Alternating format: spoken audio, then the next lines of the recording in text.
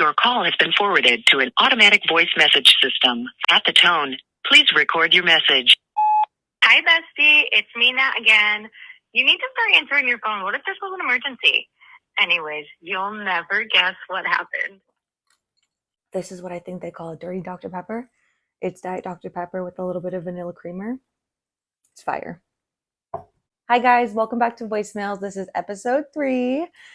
Today I'm going to talk about my labiaplasty and the experience that I had. I'm going to answer some questions that people left me on my voicemail. Couple of story times. Yeah, and then I just kind of yap throughout the rest. So first up is my labiaplasty experience. So if you watched my last video and you saw that I revealed my big secret to Max is that I got labiaplasty. Labiaplasty is a surgery to remove the excess labia on your hoo-ha. I got that done. It's always been an insecurity of mine. It started in like 7th grade. I had this friend. I'm gonna do a little backstory and then I'll tell you about the surgery experience. It started in middle school. I had this friend and she said to me once, like, I feel like I'm growing a little ball sacks. And I was like, oh, and like I laughed it off and I'm like, that's funny. That was like that's a funny joke. We're middle schoolers and like she hit the, funny. And then I started paying attention to my hoo-ha more and I'm like, possibly I'm growing little ball sacks too. Mind you, I was in middle school. I'd never actually seen a ball sack. This content is for 18 and up, by the way.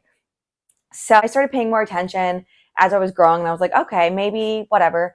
And I've always been around girls that, strip buck naked and change in front of each other. And I've always been comfortable showing my top half, at the sleepovers. I'm like, whoop, whoop, changing. But then when it comes to changing my bottoms, I'd always like kind of turn around and I just like started to feel ashamed of my hoo-ha because like I had like a bigger labia. And then I got into high school and, I started watching porn.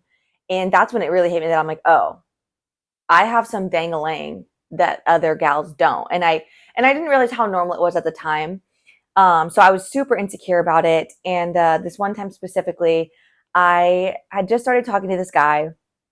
He and I were both freshmen, I believe, and we used to meet up at an elementary school that was like in the middle of both of our houses. We would walk there. So I'm walking there. I'm wearing skinny jeans and lace underwear. And I'm noticing like some like itching, pulling, tugging down there, right? Like something was uncomfortable. And I'm like, whatever. Like I just like kept pulling my jeans down and I'm like, whatever, I'm going to see my man. I don't give a fuck. Mind you, I wasn't sexually active at this point. Hi baby, you want to come up here, hang out with your mom? Sit. Sit. Okay, no kitches at this time, please. No kitchen. Let's get your eye boogers so you don't look dirty on camera, okay? And the camera adds 10 pounds, so how about you face forward? I'm just kidding. We hang out. I'm still uncomfortable the whole time, but I'm just kind of ignoring it. We're like walking around the school, chit-chatting. And then after about an hour or two, we say goodbye. Actually, what happened is his mom showed up because he wasn't supposed to be there. And she spotted us from across the school and goes, Connor! She yelled his name. And then he told me to hide behind the slide. So I did. And then she was like, and I know you're there too, girl. And then so I just stayed there. And then he like walked to the car and left. And then I walked home by myself. But anyways, I'm walking home and I'm like, okay, this is like genuinely painful. So as soon as I got home, I pull my pants down and then I go to pull my underwear down. Brother, this like skin of my labia had like created a hole in my lace underwear and like slipped into the hole, and somehow like the underwear got like so wrapped around and it like basically like was squeezing the oxygen out of my labia, and like it created like this huge like blood bubble, like blood blister, whatever. It was terrifying. And I had to, thankfully my mom was in nursing school at the time, so like she was very professional. Like she got home from class and I was like, Mom, I need you to take a look at my hoo-ha. Also, this is when like she first was like, hey, I think we should teach you how to shave down there. And I'm like, oh, okay. Because I was a freshman, I didn't know. So yeah, so my mom had like these like, surgical scissors or whatever. And she got me undid. But that's when I was like, really like, okay, I have something wrong with me. And I really was like so ashamed of it, embarrassed. And then it wasn't until a few years later that I discovered the surgery. Like it was a thing, labiaplasty. I'm like, okay. And I've always wanted it. But it just always seemed like, I never had the money. So when I was 23 years old, I broke up with my ex and I was like ready for a big change. So I decided I was going to move to Florida.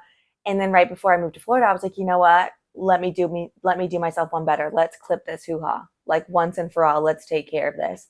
So I went to a doctor. I went to Labiaplasty of Los Angeles, and I was seen by Dr. Courtney Poucher. She did an amazing job, by the way. I'm blessed, to say the least. So I signed up for it. She accepted care credit. It was $11,000 for the procedure. Hallelujah. Thankfully, my parents ended up paying it off for me. I'm very grateful for that. I found the doctor online. I did an online consultation with her. And I believe I had to send her email her photos of my hoo-ha. And then we did a video chat, and she was like examining it with me. I was like, okay, yeah, we can totally hook you up, girlfriend. We'll give you that Barbie hoo-ha, that Kendall Jenner hoo-ha. And that she did. So day of surgery, my mom drove me to LA. It was my first time meeting the doctors, like when I got the surgery. I got there, signed all the paperwork, paid. They immediately gave me a pill. I don't remember what it was, but it calmed my anxiety completely. Like I literally went from being like, I'm scared, I don't want to do it, maybe I shouldn't, to being like, I'll do it myself. Give me the scissors. I'll clip them hoes myself. You got nail cutters? Let me see them. And so that was good. They gave me like a whole little care package. They gave me a muumuu to change into. I went back to the room. Some nurses came in and were like lubing me up. That's probably not the professional term. They were not lubing me up. They were numbing me. They were numbing me up with really strong cream. I was awake during the surgery, which might be daunting and sound terrifying, but it wasn't. They actually had a TV in the room facing me. And I was so relaxed and chill and numbed. Like it was fine. So I was watching TV, chilling. It was like a very quick procedure. I want to say it took 15 to 20 minutes, or maybe I was just high. I don't remember. After that, the recovery wasn't bad. There was a lot of swelling, and they did give me pain meds, and I think I took them for about a week. But the swelling was crazy. I remember looking at my hoo-ha and being like, okay, like it was like, you ever seen someone like got like bad lip injections, like they got too much? Like that's what my hoo-ha looked like. It was just like, the fuck? Like it looked like my hoo-ha was literally like, after the swelling went down, I was amazed. Like truly, Barbie hoo-ha, I'm obsessed. I'm so happy. It sounds dramatic, but like I feel like it truly enhanced my confidence like times a million. Like it changed my life.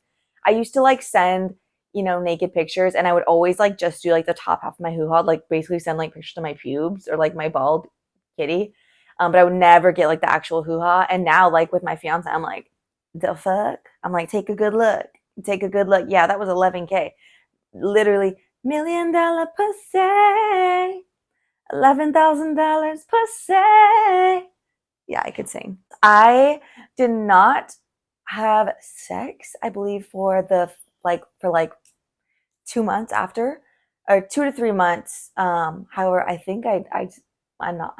know I started brooking myself after about 2 weeks. So if that gives you any insight at all. I also got a lot of questions of people being like, did it affect anything like long term? I've had absolutely zero complaints. I know a lot of the concerns that I had when I was going into it was some reviews said that they lost complete feeling down there, like no sensation at all. They can't orgasm. They can't like nothing, or it hurts. Nothing feels good.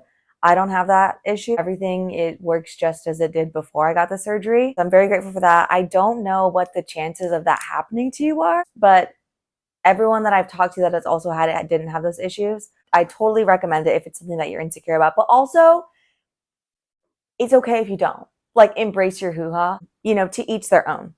Truly, to each their own. If you want to be fat pussy gang, be fat pussy gang. I'm not judging you because I know where I came from, and I'll never forget that. Yeah, so I think I answered all of the questions that people have reached out to me about. My labia lips don't have to fight which lip gets to be in the underwear anymore. I'm confident. I'm happy with it. And I definitely recommend, if you're in the California, LA area, going to Labiaplasty Los Angeles and seeing Dr. Courtney Poucher.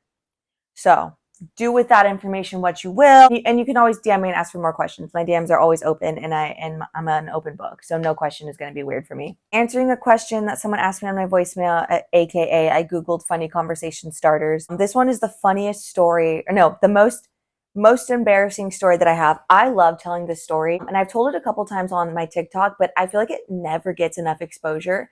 And I feel like it needs to be like in the New York Times. Like, the media needs to know about this. How come this isn't blasted on the news? Like, this is my golden story, and I want the story told at my funeral. I need to stop clicking that pen because I'm driving myself crazy, and I know when I edit this later, I'm going to be like, okay, let me think. Let me recap the story, because I tried to tell this story the other day because backtrack. I filmed this podcast already, on Tuesday of this week. And when I went to edit the video, I realized that my microphone had died like within 5 minutes. So the entire video, like hour-long video, is just muted. I'm like this. I was like, you know what? Shake it off. So today's Friday, and this podcast is actually going to drop in like 4 hours. Happy Friday, by the way. I got to get this ball rolling, baby. So when I was filming previously, I told this story like 7 times because I kept getting the details wrong because it's been so long. But hopefully I can get it all in one shot this time because I got a refresh. So a couple of years ago, my sister and I got invited to go to LA. It was one of my best friend's boyfriend's birthday bash. So they had rented an Airbnb in LA, and it was like a pre-furnished apartment complex. Like, it was pretty nice. So it was me, my sister, and my friend, and then the rest of the people were guys. It was like 5 or 6 guys. We get there, we're partying hard, like pre-gaming to the fucking max, bro. Then we go out, get like smacked, right? Like way embarrassing drunk. Side note that I want to throw in, I was feeling really insecure on this trip because my sister and my best friend, like they got, like their bodies are tea, like fucking mint. And why am I acting like a frat bro today? And I was really insecure about my body at the time. So I felt like I was like kind of fighting for the attention of like the guys. Like I wanted to be like, oh, I hope they're interested in me too. Which, like, looking back, I'm like, so fucking stupid. Like, actually that night, my friend's boyfriend twin actually like rejected me. And like at the time I was so humiliated, but looking back, I'm like, dude, I should have never gave you a chance. Like, the fuck? Literally, we were at the club and everyone's like coupled up, right? Dancing, having a good time. And then it's just me and him, and like we're chilling. So like I'm like, okay. I grab his hand and I like start dancing, and he dances with me for like 3 seconds, and then he goes, sorry, I'm just like, I'm holding my drink. So, and like walks away. And it was like humiliating for me. And now looking back, I'm like, first of all, queen, pick your head up. Your tiara is falling. Second of all, like looking, like what was I going through to think that I even wanted to dance with him? And what was he going through to think that he was too good for me? Anyways, that's beside the point. I wake up the next morning at the Airbnb, fucking hung. Okay, enough with the frat. Fucking hungover. But I'm gonna put my hands down. In my lap is where they will stay. All day lap in my hand. You can't even stand up because I got my hands in my pocket. Don't know what to do with them. Got your man in my DMs. And I'm through with him. Miss Girl, can you give mommy some space? That was cute. You got lickums? You got the lickums? I wake up the next morning, absolutely hungover, so embarrassed. I don't even remember how we got back to the Airbnb. And I'm immediately like, you know what? I want to get the fuck out of here. Like, I just already had like anxiety. And my sister was still knocked out. And one thing about my sister is she is really scary when I'm waking her up, okay? Especially if she's hungover, which I knew she was going to be. So in my head, I was like, you know what?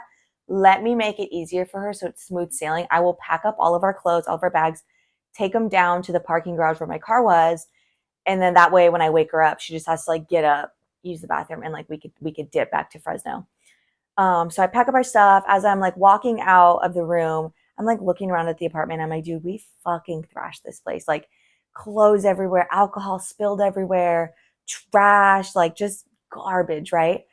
And there was a guy asleep on the couch. And this guy, he was one of the friends. He was very interesting, very socially unaware. I don't really know how to explain this man other than he gave Sheldon vibes from The Big Bang Theory. So we'll call him Sheldon. So Sheldon is knocked out on the couch. Whatever. I grab the bags. I get in the elevator. I go down to the parking garage, put our bags in the car, and I'm like hitting my vape for like 15, 20 minutes, drinking some water. I'm like trying to come to. Finally, I work up the courage to go wake up my sister. So I get back in the elevator, go up to our floor. And when I enter the Airbnb, I notice it's spotless and Sheldon is gone. So I'm like, literally so typical of Sheldon to clean this bitch spotless in like the 20 minutes that I was gone, like, and just like do like an Irish exit. Like, he's fine. I'm like, you know what? Respect.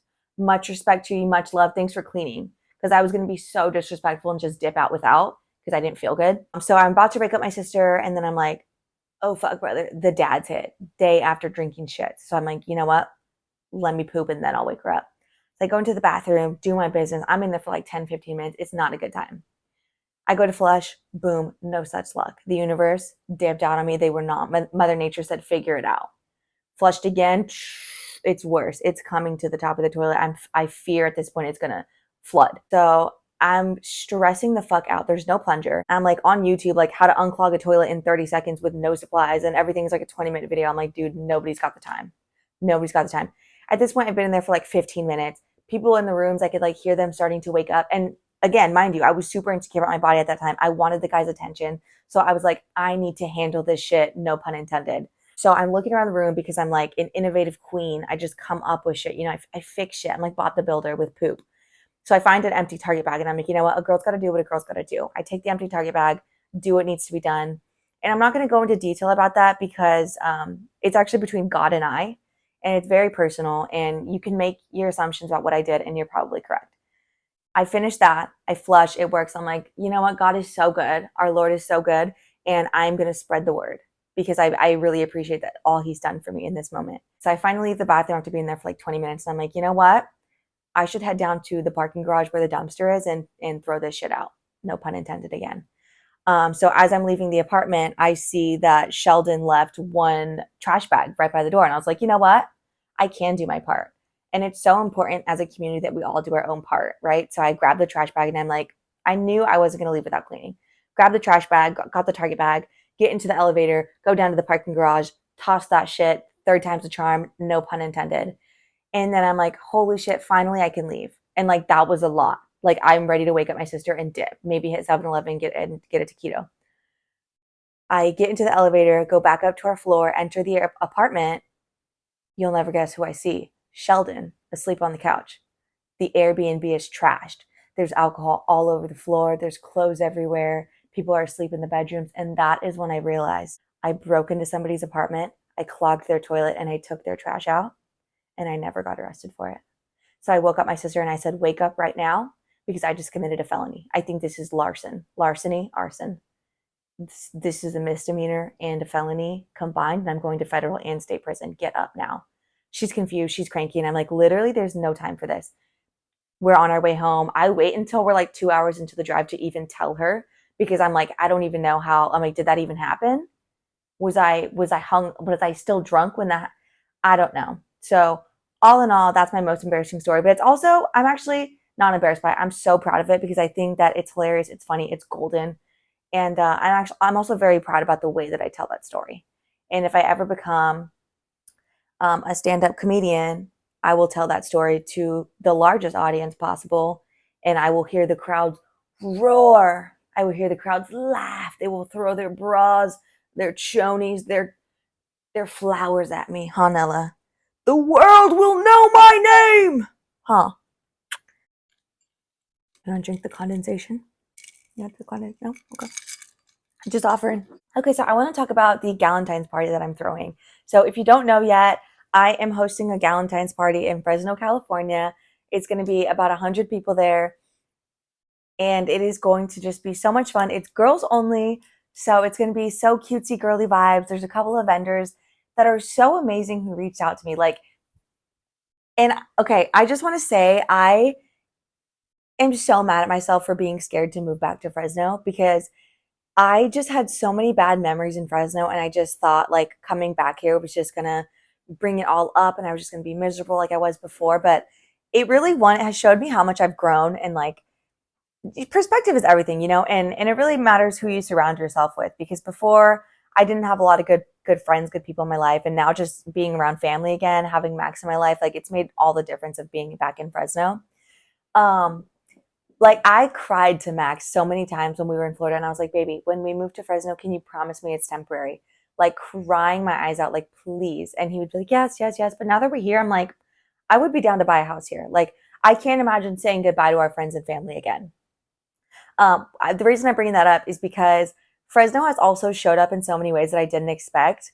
So like I posted that I was hosting this Galentine's and like right off the bat, so many small businesses in Fresno reached out to me and they were like, hey, like I own a flower shop. Can I supply you flowers? I own a tattoo business. Can I do flash tattoos? Like they all want to come and join and show out, promote their business. And I mean, absolutely.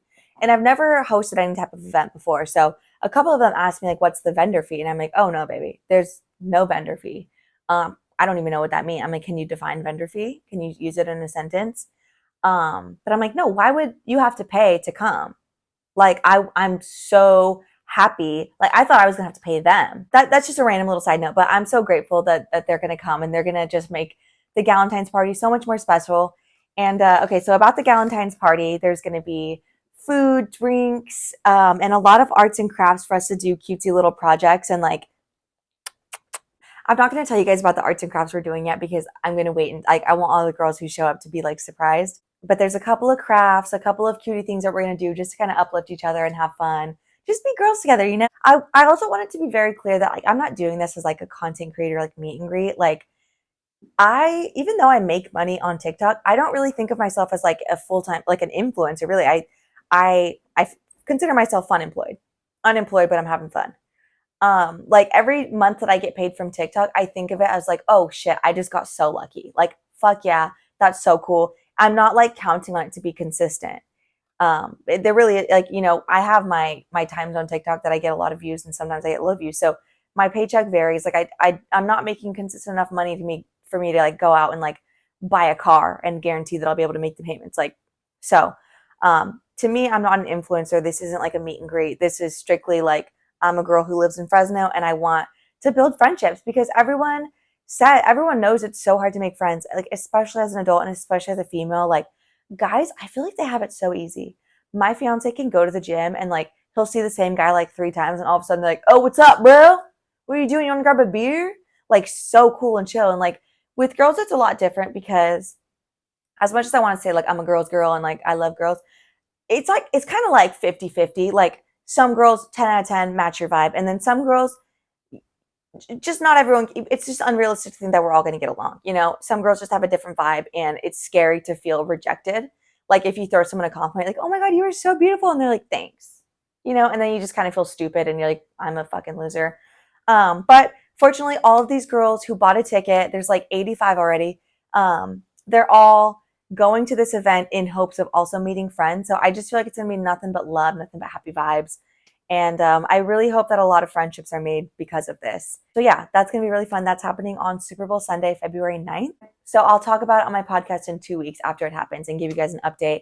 If it goes well, I'm definitely going to do a couple more events, like possibly like a bigger crowd even. And then side note, I am thinking about starting a nonprofit. And that's all. I have no other ideas for it. I know I'm very interested in helping people and I'm very interested in helping animals. And I feel like right now I have a pretty good platform with people who are very much also involved and willing to help and volunteer and stuff like that. So I really want to take advantage. And yeah, I definitely want to do more research on that and like just kind of see what I could put together, what it takes to start a nonprofit organization. So definitely more on that to come. And someone on my TikTok live gave me that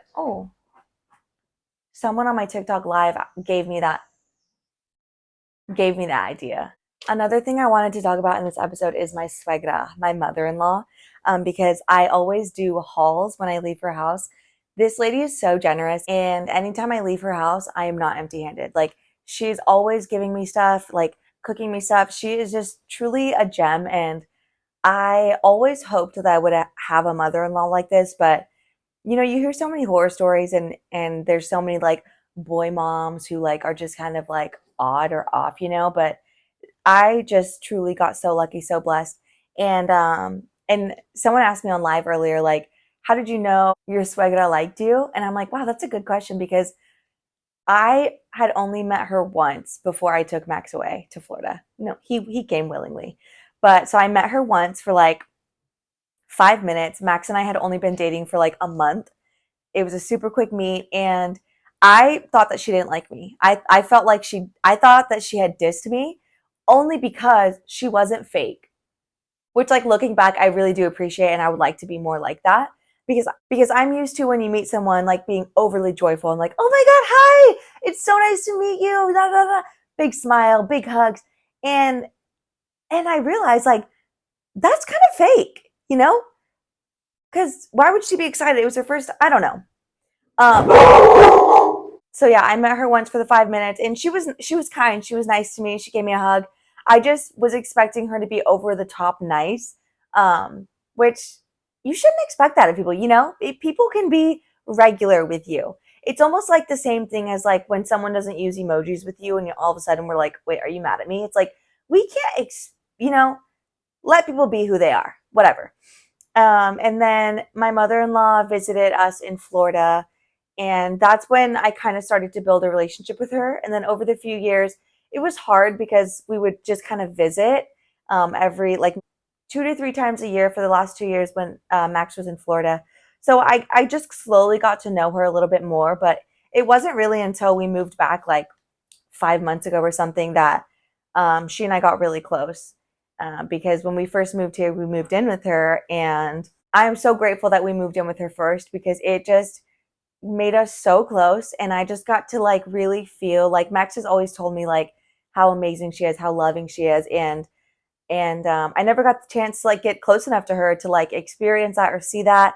But like honestly, truly, like I'm like getting emotional thinking about it because she is just such a kind, loving woman. I feel like she lets me be a kid, which is so nice and refreshing.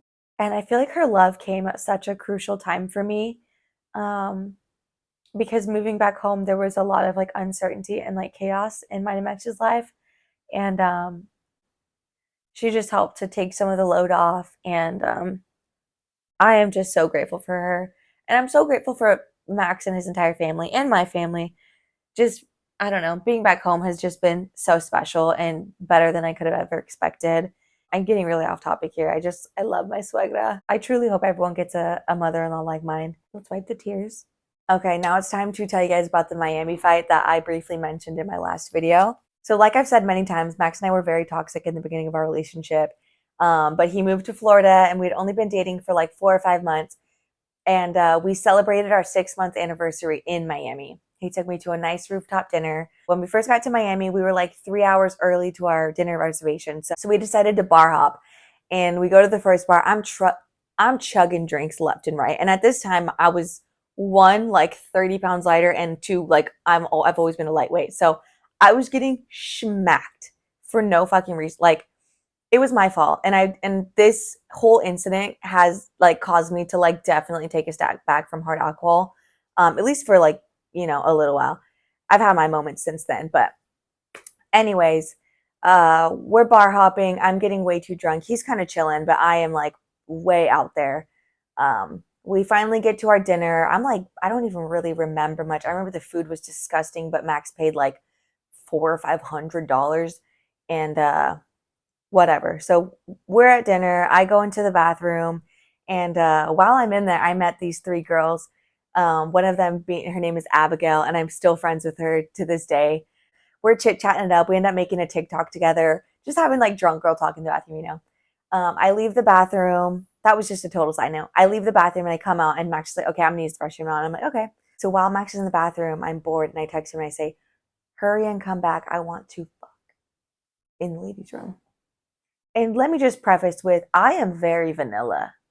I am not a freak like that. I am a lady in the streets, and I'm a lady in the sheets. I don't even know what came over me. The alcohol did it, because that ain't even me. Like what? We were gonna go to the ladies' room, and no, that's not me. A minute later, Max is like rushing to the table, and I'm like, oh God, how am I gonna explain to him that I'm not actually down? And as he's walking up, I see that he's on FaceTime, and I'm like, on our anniversary dinner? Really? Like you're gonna fucking do that to me on anniversary dinner? And all of a sudden I hear someone's voice go, Mijo, why did she text me that? And I sober up a little bit, and I'm like, who dat? He's like, it's my mom. And I'm like, what? And then I hear her go, Mijo, Natalie texted me and said, and she repeats the text that I sent to Max. And I check my phone, and it says, I sent that text to, I had her contact as Max's mom, Lupe. So I sexted my mother-in-law on mine and my fiance's 6-month anniversary when I had only met her 2 times at this point. 2 times for like an hour total. So I was humiliated, right? But thankfully she was so funny about it. She didn't care. She was like, oh no, it's fine. Like, don't worry about it. Don't be embarrassed. Max was laughing. But then he stayed on FaceTime for like a couple of minutes. And like drunk me was pissed about it. And I'm like, are you, like, looking back, I'm like, dude, I was so toxic. The whole night was basically my fault. Hi, my love. So he's still on FaceTime for a couple minutes. Eventually I look at him and I'm like, can you get off? And he's like, okay. And like I ruined the vibe with that. Like I don't even have much to say with that other than I fucking ruined the vibe. And I wish I didn't do that. Like knowing his mom now and like having as much love for her as I do and having and loving their relationship, I'm like, why would I ever whatever. She could come to our anniversary dinner at this point. Like she is okay. Okay. Can you sit? Okay. Oh, okay. Oh, we finished the restaurant. The vibes are kind of off, but we're like, you know what? Fuck it. Maybe we should keep drinking because that's probably what's going to make the night better. So we start bar hopping, club hopping, and we end up like it's the end of the night. It's like 2 or 3 in the morning, and we're at this taco spot and we're getting more drinks and we're eating tacos and we're chopping it up with the waiter. It was this guy. I don't even remember what he looked like, what he sounded like, but I remember we having a great time with him. Great conversation. We were busting up. And I tell Max, at this point, Max is drunk too. And mind you, when I'm drunk, I think that everyone is obsessed with me and everyone wants to be my friend. And I think I'm so cool and funny. So in my head, I'm like, oh, this guy so wants to be our friends. Like he thinks we're so cool and like we're such a cool, funny, chill couple. And like he wants to hang out. Like he's going to invite us to come hang out with him in Miami. And like we'll let him come stay with us in Orlando. So I go, he walks away to go get our tacos. And I tell Max, I'm like, I think I'm going to ask for his Instagram. And Max is like, why? And I'm like, so we could be friends with him. And he's like, what the fuck? And then Max kind of got into his drunk fighting mode. And he was like, why the fuck would you get this guy's Instagram? He's like, imagine if I said I was going to get a girl's Instagram, like a girl waitress's Instagram. And I'm like, I wouldn't care if you were trying to be friends. Obviously, I would be fucking pissed if he was like, oh, we should be friends with this girl. I'd be like, why do you want to be friends with? Whatever. So Max and I end up yelling at each other, screaming in Miami at this restaurant. It was so like I cannot even believe we acted this way because I just feel like since then we've both gained so much class and we don't speak to each other like that anymore. We have so much respect for each other and it would never come to that. Like literally it would not come to that anymore. But yeah, we were screaming, yelling at each other and then we're like, whatever, we're going to go the fuck home. It's like 4 or 5 in the morning. And we can't find the freaking parking garage that we parked in. So it was like, that was annoying in itself. And then we get in the car and we have to sit there for like another 2 hours while we drink water and sober up. All in all, it was crazy. And then even on the drive home, like it was like this dramatic thing where I was like, I just like don't think I'm like ready for a relationship. And he was like talking about, he's like, I should probably move back home. And I'm like, I think that's what's best. Obviously that didn't happen because here we are 3 years later and get engaged. My actual ring is in my car because I accidentally took it to my hot Pilates class the other day. So I took it off and I hid it in my car. And I forgot to take it out. But yeah, so 3 years later, we're engaged, we're happy, we're healthy, a very loving relationship. But yeah, that's the Miami fight to make a short story very long. Then the next morning we woke up and I apologized and he apologized and we both decided to like take a step back from liquor because none of that would have happened if we weren't drinking hard liquor. Or maybe it would have, like we were in a bad place and we were barely getting to know each other and we were already living together. It was a lot of things. We were set up for failure that night. What else do I want to talk about? Something I want to talk about. Okay, I want to recommend to you girls reading dirty books, reading dirty, filthy, sexy books. I love. I love, I love, I love, I love. And I forgot. So I've only read a couple. Like really, I've only read Akatar and then I just finished Credence. Akatar was delicious. Credence was good, but disclosure, it's not for everybody. It is weird and gross and it's creepy. And I think you have to have a really weird and like some fucked up issues in the head to like it. But if you do, if you fit in that category, you'll like it and it's good and I loved it. Like at the end of the book, it like is a lot less weird and kind of clears everything up. So you're like, okay, I get that. But right now I'm reading a murder mystery. It's called All That Remains. It's my first murder mystery and I'm really excited about it. And I'm like kind of spooked out because something about me is I love being scared. I used to like at sleepovers, like we'd like me and my friends would be laying in bed like in the dark and I'd be like, do you guys hear that? Wait, I'm so scared right now. Just to get them scared and then it would make me scared. Or like I love going on roller coasters. I love like my grandma and I are taking a road trip and like we're both like kind of scared because we're driving through like a sketchy, dangerous area and we're both like, yeah, but that's like half the thrill, you know? And then we're gonna go whale watching on like a rinky dinky boat. And it's like that's the rest of the fun.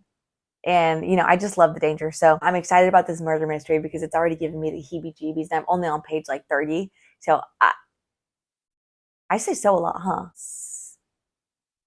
So I'm very excited about that book. I will keep you guys updated when I finish it and let you know, what I give it, what rating I give it. Oh my God, should we talk about the Sienna May and Jack Wright stuff? That is so crazy. And I honestly feel bad because I was always on her side and I didn't speak up because cancel culture is so fucking scary, and like nobody ever wants to be under heat, And I guess I didn't even really think about the fact that she was 16 or 17 at the time. Like, that's crazy. I got canceled at 25 and I already was like, I can't handle this. And to be literally a decade younger I can't even imagine how terrifying. And I feel really bad that I didn't stand up for the time or like speak on it at all. But it's just really easy to side with the media. And that's a problem that cancel culture in itself just needs to be addressed. And I know like we do need to hold people accountable, but I don't know if you could shame someone into shame, if that makes sense. And I actually didn't come up with that thought. That is from a podcast by Brene Brown. I can't remember who she was talking with, but it's about shame. I think I'm running out of things to talk about, and I'm kind of forcing conversation at this point. So I'm going to end it here. Hopefully, I don't have to edit too many clips out, and I can give you guys a longer podcast because that has been requested. But thank you guys for watching and for listening. I love you all so dearly. I hope to see you guys at my Galentine's party. And let me know what you guys would like to talk about next. I'm an open book. I would love to chat about more. Ask me questions. Well, happy Friday. Have a good weekend. Be safe. Be lovely. Be humble. Stay humble. Be humble and be kind. One time my sister told me, never compromise who you are for the sake of others. And I want you to think about that this weekend. And I struggle with that. Okay. Goodbye. Love you guys so dearly. You say bye-bye. You want mommy's full attention. This girl right here, this is the face of a killer. Huh, you could be dangerous, mama. This girl bit my thumb and I called Max. It was bleeding. It was hanging by a thread. It was hanging by hopes and dreams. It was hanging by the will of manifestation. And I called Max and I said, babe, my thumb's off. Can you bring ice because I need to set my thumb in there before it decomposes on me. But I went to the doctor, or went to the emergency room, and they sewed it back on. They were like, it was never going to fall off. That was never a concern of ours. And I'm like, well, you didn't see it. So yeah, I had to get stitches on both sides because that shit was dangling, huh? And it's mommy's fault because I put my hand in her mouth. So mommy not mad at you. Mommy not mad at you, huh? Bye guys. Love you. Anyways, bitch, call me back when you get this. I want to yap.